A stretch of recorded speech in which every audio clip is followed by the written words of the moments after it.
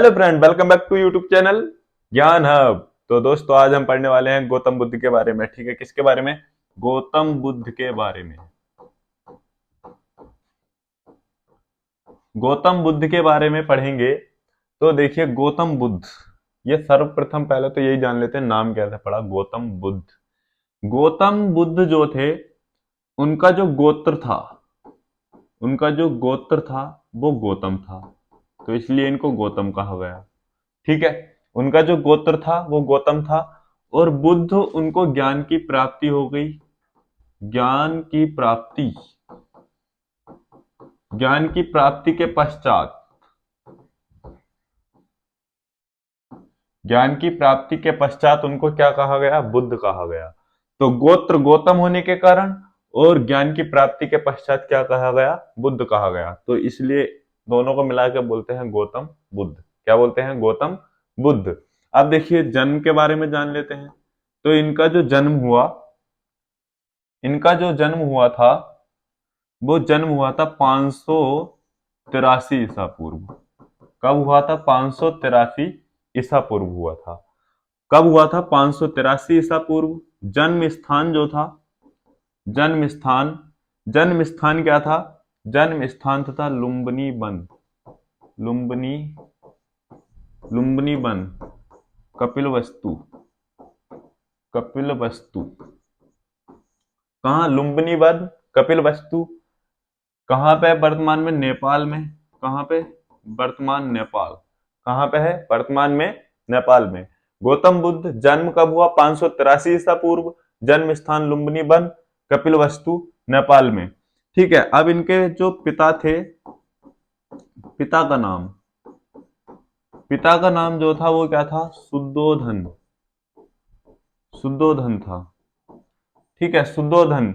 ये कौन से वंश से संबंधित थे? ठीक है, ये क्वेश्चन काफी बार पूछा जाता है। तो ये शाक्य वंश से संबंधित थे। किससे? शाक्य वंश से। किससे संबंधित थे? शाक्य वंश से। ठीक है, और ये कपिलवस्तु के ही शासक थे, मतलब शुद्धोधन शाक्य वंश से संबंधित थे। इनकी माता का नाम जो था, माता का नाम, माता का नाम था महामाया देवी। महामाया, महामाया देवी।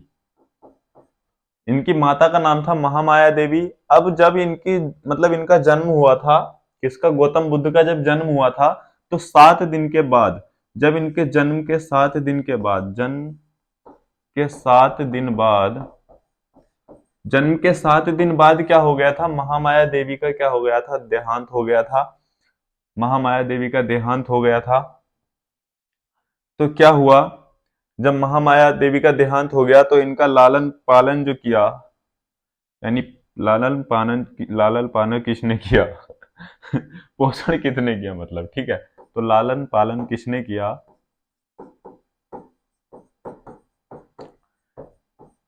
तो वो इनकी मौसी महाप्रजापति, महाप्रजापति गौतमी ने किया था। किसने किया था?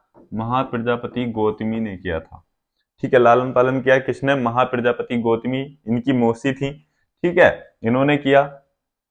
अब इनकी विवाह भी तो वही सबका ही होना है, तुम्हारा भी होना, हमारा भी होना, इनका भी हुआ। ठीक है, तो इनका विवाह हुआ 16 वर्ष की आयु में, विवाह हो गया इनका। ठीक है, कितनी वर्ष की आयु में? 16 वर्ष की आयु में, 16 वर्ष की आयु में विवाह हुआ।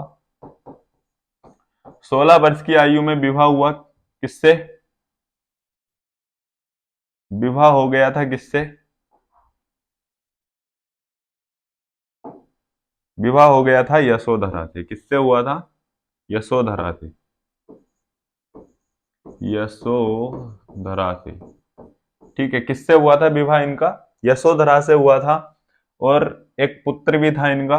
पुत्र का नाम जो था, पुत्र का नाम था क्या? राहुल। पुत्र का नाम क्या था? राहुल। पुत्र का नाम इनके क्या था? राहुल। अब देखिए, जब विवाह हो गया तो इन्हें बाद में पता चला कि अभी तो ज्ञान की प्राप्ति भी करनी है। ठीक है, ये क्या हो रहा है आज? तो ज्ञान की प्राप्ति के लिए, किसके लिए? ज्ञान की प्राप्ति के लिए, ज्ञान की प्राप्ति के लिए इन्होंने गृह त्याग किया। गृह त्याग। जब गृह त्याग किया तो गृह त्याग की घटना जो है, गृह त्याग की घटना क्या कहलाई? ये क्वेश्चन काफी बार पूछा जाता है। और कितने वर्ष की आयु में इन्होंने गृह त्याग किया था? तो 29 वर्ष की आयु में गृह त्याग किया। कितने वर्ष की आयु में? 29 वर्ष की आयु में गृह त्याग किया। और गृह त्याग की घटना जो कहलाई वो महाभिनिष्क्रमण। ठीक है, क्या कहलाई? महाभिनिष्क्रमण। ठीक है, 29 वर्ष की आयु में गृह त्याग किया और गृह त्याग की घटना क्या कहलाई? महाभिनिष्क्रमण कहलाई। ठीक है, महाभिनिष्क्रमण।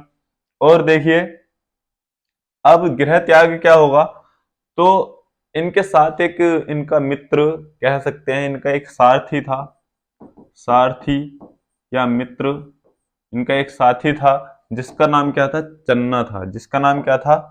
चन्ना। जिसका नाम क्या था? चन्ना। इनका एक साथी था, कौन? चन्ना। ठीक है, और जो जिस घोड़े पर ये गए थे, जिस घोड़े पर ये गए थे, जिस घोड़े पर ये गए थे, जिस घोड़े पर ये गए थे उसका नाम क्या था? यानी प्रिय घोड़ा जो था इनका, प्रिय घोड़ा जो था, प्रिय घोड़े का नाम था क्या? कंथक। क्या नाम था? कंथक। प्रिय घोड़े का नाम क्या था इनका? कंथक। जब ये ज्ञान प्राप्ति के लिए गए वह घटना क्या कहलाई? महाविनिष्क्रमण। जब ये ज्ञान प्राप्ति के लिए पहुंचे तो इन्हें एक गुरु की आवश्यकता जरूर पड़ी होगी, पड़ी होगी कि नहीं? अरे ज्ञान लेने के लिए एक गुरु अवश्य चाहिए होता है, तो एक गुरु की आवश्यकता पड़ी। अब इनके गुरु तो कई सारे थे, लेकिन जो गुरु थे, ध्यान के गुरु, ध्यान गुरु जो थे, ध्यान गुरु, ध्यान गुरु जो थे वो कौन थे? अलार कलाम। अलार कलाम। कौन थे? ध्यान गुरु अलार कलाम। ध्यान गुरु कौन थे? अलार कलाम। बढ़ते हैं आगे दोस्तों। तो देखिए आगे चल के जब इन्हें ज्ञान की प्राप्ति हुई लगभग 35 वर्ष की आयु में। कब हुई? 35 वर्ष की आयु में। 35 वर्ष की आयु में, 35 वर्ष की आयु में ज्ञान की प्राप्ति हुई। ज्ञान प्राप्ति, 35 वर्ष की आयु में ज्ञान की प्राप्ति हुई। और ज्ञान की प्राप्ति जो हुई कहाँ? बोध गया में। कहाँ? बोध गया। कहाँ पर? बोध गया में ज्ञान की प्राप्ति हुई। और ज्ञान प्राप्ति की घटना जो कहलाती है वो कहलाती है धर्म चक्र प्रवर्तन। क्या कहलाती है? धर्म चक्र प्रवर्तन। ज्ञान प्राप्ति की घटना कहलाती है धर्म चक्र प्रवर्तन। 35 वर्ष की आयु में ज्ञान की प्राप्ति हुई बोध गया में। क्वेश्चन ये पूछा जाता है कि कौन सी नदी के किनारे, कौन सी नदी के तट पर? ठीक है, तो नदी जो थी, नदी जो थी वो निरंजना नदी थी। कौन सी? निरंजना नदी। कौन सी नदी थी? निरंजना नदी थी। निरंजना नदी के तट पर इन्हें ज्ञान की प्राप्ति हुई थी 35 वर्ष की आयु में। ठीक है, समझ पा रहे हो कि नहीं? अरे समझ पा रहे हो कि नहीं? समझ रहे हो ना? तो नदी, निरंजना नदी के तट पर इन्हें ज्ञान की प्राप्ति हुई 35 वर्ष की आयु में। जब ज्ञान की प्राप्ति हो गई तो इन्होंने अपना जो उपदेश था, उपदेश, पहला उपदेश, फर्स्ट उपदेश कहाँ दिया था? पहला उपदेश दिया था कहाँ पे? सारनाथ में। कहाँ पर? सारनाथ में। कहाँ पे दिया था? सारनाथ में। और सारनाथ में सबसे ज्यादा उपदेश भी दिए थे भाई, सबसे ज्यादा उपदेश, सबसे ज्यादा उपदेश भी कहाँ दिए थे? सारनाथ में ही दिए थे। पहला उपदेश भी सारनाथ में दिया गया। ठीक है, अब बढ़ते हैं आगे।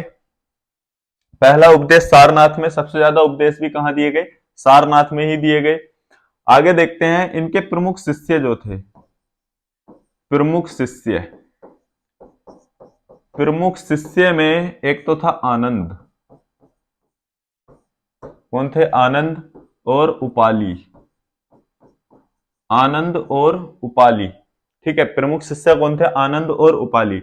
आनंद जो थे इनके सबसे प्रिय शिष्य थे। आनंद के बारे में कहा जाता है ये सबसे प्रिय शिष्य थे। और इन्होंने ही महिलाओं को, महिलाओं को, इन्होंने ही क्या किया था? महिलाओं को, महिलाओं को संघ में क्या दिलाई थी? संघ में अनुमति, संघ में अनुमति, महिलाओं को संघ में अनुमति। ठीक है, किसने? आनंद ने। सबसे प्रिय शिष्य कौन थे? आनंद। इनके पुत्र भी इनके शिष्य रहे हैं, ठीक है, जिनका नाम क्या था? राहुल, मैं बता चुका हूं। प्रमुख शिष्य आनंद और उपाली। प्रिय शिष्य आनंद और उपाली। आनंद के बारे में महिलाओं को संघ में अनुमति आनंद ने दिलाई। अब देखिए आगे बढ़ते हैं। अब जो मतलब इनकी मृत्यु हुई थी, मृत्यु जो हुई थी वो 483 ईसा पूर्व, 483 ईसा पूर्व। कब हुई थी? 483 ईसा पूर्व। 483 ईसा पूर्व हुई कुशीनगर। कहा? कुशीनगर। कहां पर? कुशीनगर में। और ये जो घटना, मृत्यु की घटना कहलाई कुशीनगर में, और मृत्यु की जो घटना कहलाई वो कहलाई महापरिनिर्वाण। कौन सी घटना? महापरिनिर्वाण। ठीक है, कौन सी घटना कहलाई? महापरिनिर्वाण। चलो दोबारा लिख देते हैं इसको, महापरिनिर्वाण। ठीक है, जो मृत्यु हुई वो कुशीनगर में 483 ईसा पूर्व में हुई, और कौन सी घटना कहलाई? ये महापरिनिर्वाण की घटना कहलाई। और बैसाख पूर्णिमा के दिन ही, बैसाख पूर्णिमा, ठीक है, ये इनका जो जन्म हुआ था और जो इन्हें ज्ञान की प्राप्ति हुई और जो इनकी मृत्यु हुई, तीनों ही कौन से दिन? बैसाख पूर्णिमा के दिन हुई थी। जन्म भी और इन्हें ज्ञान की प्राप्ति भी और इनकी मृत्यु भी, सब कब हुए थे? ये बैसाख पूर्णिमा के दिन हुए थे। इसलिए बैसाख पूर्णिमा को क्या कहा जाता है? बुद्ध पूर्णिमा भी कहा जाता है। ठीक है, जन्म और ज्ञान की प्राप्ति और मृत्यु तीनों ही कब हुए थे? बैसाख पूर्णिमा के दिन होने की वजह से बैसाख पूर्णिमा को क्या कहा जाता है? बुद्ध पूर्णिमा भी कहा जाता है। तो आई होप आपको बुद्ध के बारे में यहाँ से कुछ नॉलेज मिली होगी, कुछ आपने सीखा होगा। अगर आपने कुछ सीखा है तो हमारे चैनल को सपोर्ट कीजिए, लाइक कमेंट करना ना भूलिएगा, और अगर आपको वीडियो पसंद आई है तो जरूर एक कमेंट में स्माइल और एक हार्ट जरूर भेजिएगा। मिलते हैं अगली वीडियो में। जय हिंद।